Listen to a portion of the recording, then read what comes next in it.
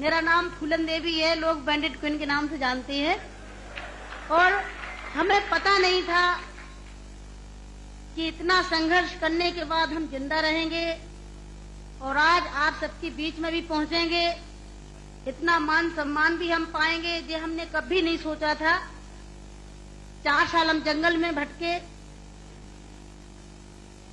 आपको पता होगा कि हमारे हिंदुस्तान में, नहीं कहना चाहिए ऐसे मौके पर, कहूंगी, बताऊंगी जो मेरे पे बीती है, कि हमारे सामंतशाही लोग, पैसे वाले लोग, और खासकर मैं जात का नाम लूंगी तो लोग कहेंगे दुबई में जाके जात पुकारी रहेंगे। ऐसे ऊंची जाति के लोग जो जात पात को मानते हैं, हम जैसे गरीबों को, दलितों को, दबे कुचलों को, अल्पसंख्यकों को एकदम ये सोचते हैं जी कीड़े मकोड़े हैं, जी इंसान नहीं है। तो उन लोगों को मैंने बताया कि मैं इंसान हूं, अगर हमें तुम मारोगे तो हम भी चुप नहीं बैठेंगे, हम भी जवाब देंगे। और इसलिए मैंने कई दफे सोचा कि मैं आत्महत्या कर लूं, मर जाऊं, पर मैंने सोचा कि मरती तो हजारों लड़कियां रोज हैं। बताओ, हमें डाकू के नाम से जानते हैं लोग, डाकू, फूलन देवी डाकू। बताओ, मेरी 4 हाथ पैर हैं।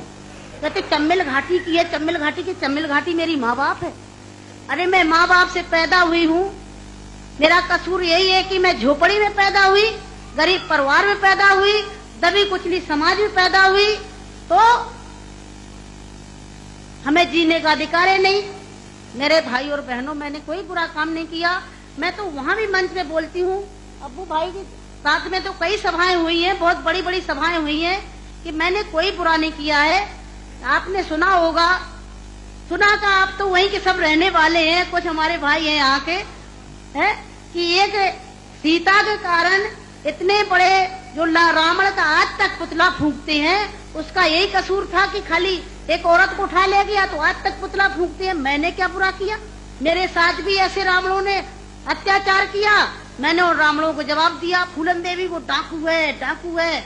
अरे वो तो माननीय मुलायम सिंह जी की देन है, नहीं नाम लेना चाहिए, जो आज हम समाज के अंदर खड़े हैं। और नहीं तो इतनी बड़ी साजिश रची थी, हमने कोई बुरा काम नहीं किया। जिन्होंने हमें सताया, हमें समाज में रहने लायक नहीं रखा, तो गुस्सा में इंसान अच्छा काम नहीं करता, गुस्सा में गलत ही करता है।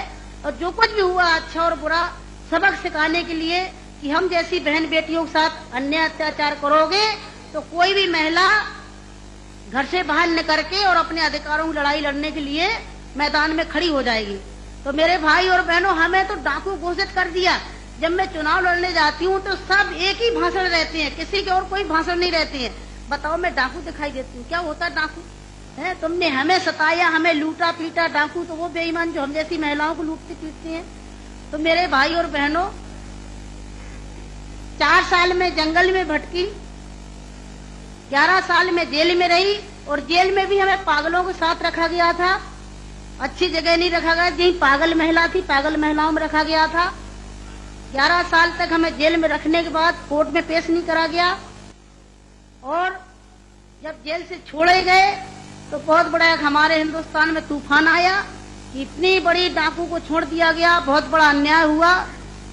बस आप सबका प्यार था, आशीर्वाद था, कुछ ऊपर वाले की भी दुआ थी, जो आज आप सबके बीच में